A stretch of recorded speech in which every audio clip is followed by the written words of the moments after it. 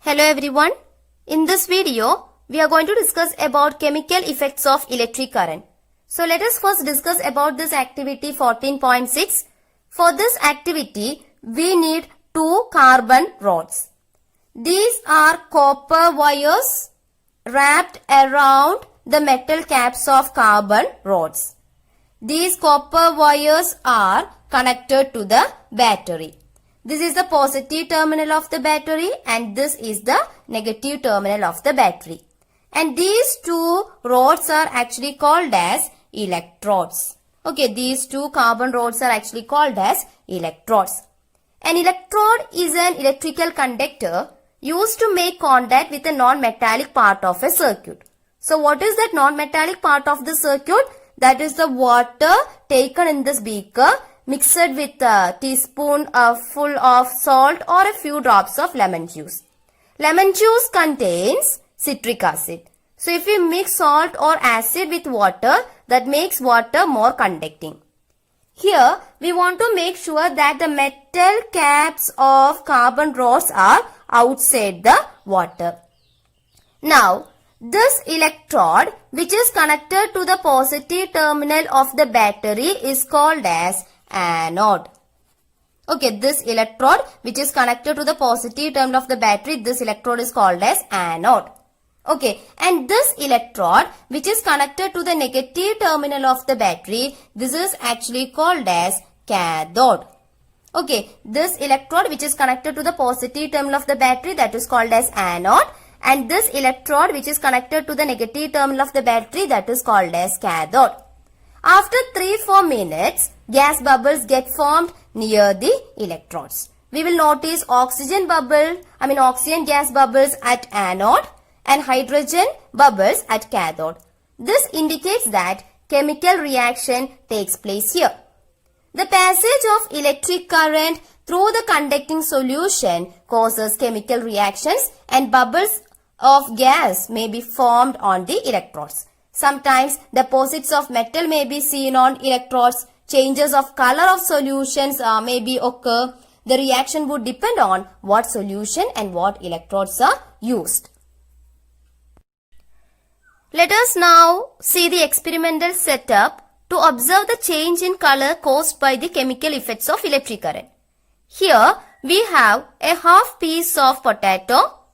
Here we have a tester which uses magnetic effects of electric current, which we have discussed in activity 14.3 in the previous video. We want to insert the two copper wires of this tester into the potato. When current passes through the circuit, the compass needle deflects, which shows that the potato conduct electricity to some extent. When this circuit is kept on like this for half an hour, we can observe a greenish blue spot on the surface of potato around the copper wire which is connected to the positive terminal of the battery. And this formation of greenish blue spot shows that the chemical effects of electric current can cause a change in color of the conducting solution. So in this video, we have discussed about the chemical effects of electric current. The passage of an electric current through a conducting solution causes chemical reactions and bubbles of gas may be formed on the electrodes. Sometimes deposits of metal may be seen on electrodes. Sometimes changes of color of solutions may occur. Okay, anyway, the reaction that would depend on what solution and what electrodes are used. I hope you understood this.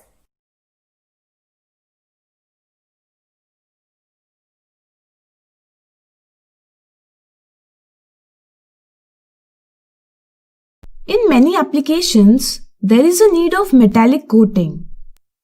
Your new bicycle has shiny handlebar and wheel rims. However, if it undergo accidental scratch, you can see a dull surface behind a shiny surface. Girls and women are using ornaments which appear to be made of gold. However, after some days, the coating goes off, exposing the actual metal. There are many such applications where you can find coating of one metal over other. The principle behind making coating of one metal over the other is called electroplating. Let's learn about it with the following activity.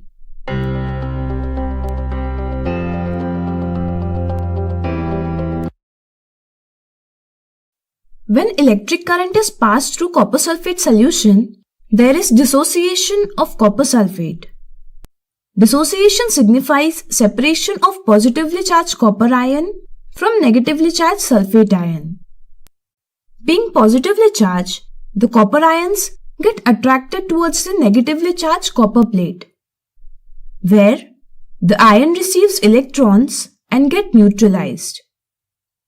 At the same time, electrons get pulled by the positive terminal of a battery from the copper plate connected to the positive terminal.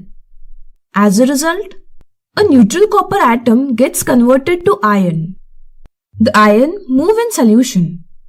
Can we say copper atoms move from plate connected to positive terminal to the plate connected to the negative terminal? Yes, absolutely.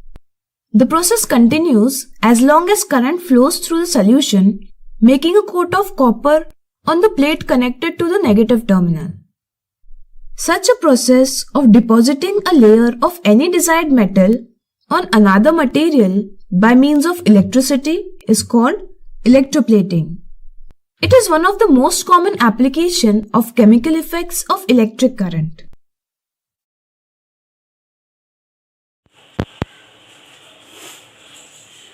I shall explain this activity 14.7. So this is an activity to show electroplating. What is electroplating? It is a process of depositing a layer of one metal on the surface of another metal. That process is called electroplating. So this is a simple activity to show how electroplating is carried out. For this activity, we are taking copper sulfate solution in a beaker. We are taking copper sulfate solution in a beaker. Copper sulfate is a blue colored solution. Also, we are taking two copper rods, metallic copper rods or copper plates.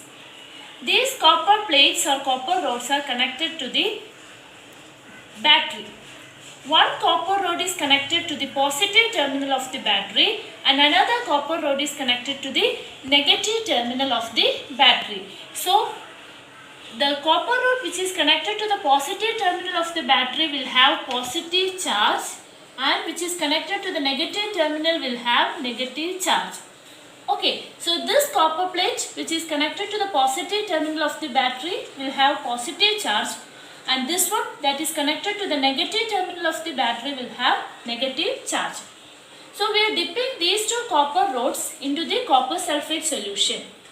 In this copper sulfate solution, we can add few drops of dilute sulfuric acid that enhance the conductivity of the copper sulfate solution. So dilute sulfuric acid will increase the conductivity of copper sulfate solution. Now it is connected to the battery. That means current will start flowing. So when current start flowing, the copper sulfate solution, we write the equation as, this is the chemical formula of copper sulfate, CuSO4. When current is passed through copper sulfate solution, it dissociates to copper ions and sulfate ions. When current is passed through copper sulfate, it dissociates into copper ions and sulfate ions. And these copper ions which are having positive charge will migrate towards the negatively charged electron. The copper ions are having positive charge. So when current is passed, copper sulfate decomposes to Cu2 plus and SO4 2 minus. And at that time, the positively charged copper ions will migrate towards the negatively charged electron and will get deposited there. So copper ions will get deposited on the negatively charged copper rods. The loss of copper ions from copper sulfate solution is restored by, or it is balanced when equal amount of copper gets dissolved from this positive electrode. So this copper sulfate solution continuously undergo this decomposition and that copper gets deposited here. And this loss of copper is restored when equal amount of copper is dissolved from this positive electrode to the solution. So this is how electroplating is carried out using current. So electroplating is the process of depositing one metal on the surface of another metal using electricity. So this process is called electroplating.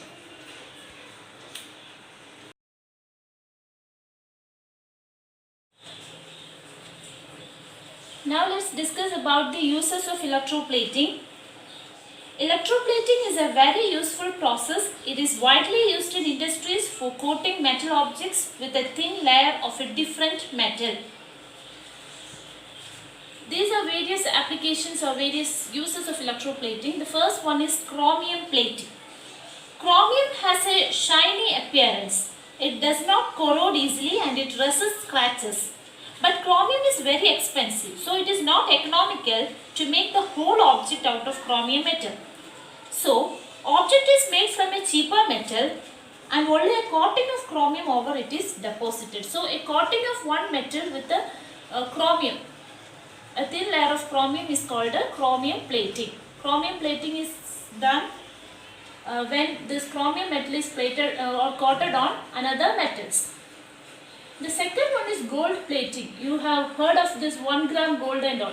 In gold and silver are very expensive metals. So some cheaper metals like copper are electroplated with gold or silver and it looks like gold silver ornaments, but it is less expensive. So gold is plated on many other metals to give the shining appearance and all. So that type of an electroplating, that is also an example of electroplating, that is gold plating. Another one is tin plating. Tin cans are used for storing food. That are done by coating tin is coated on iron articles. Tin plating is done by coating tin on iron articles. Tin is less reactive than iron, so the food does not come into contact with iron and it is protected from getting spoiled. Then zinc plating. Iron is used for making bridges, then automobiles and all for providing strength. But iron tends to corrode and rust easily. So a coating of zinc is deposited. Zinc is deposited on iron to prevent it from corrosion and rusting. So that is zinc plating. So chromium plating, gold plating, tin plating, zinc plating are all examples of electroplating, or these are all the applications of electroplating in various industrial processes.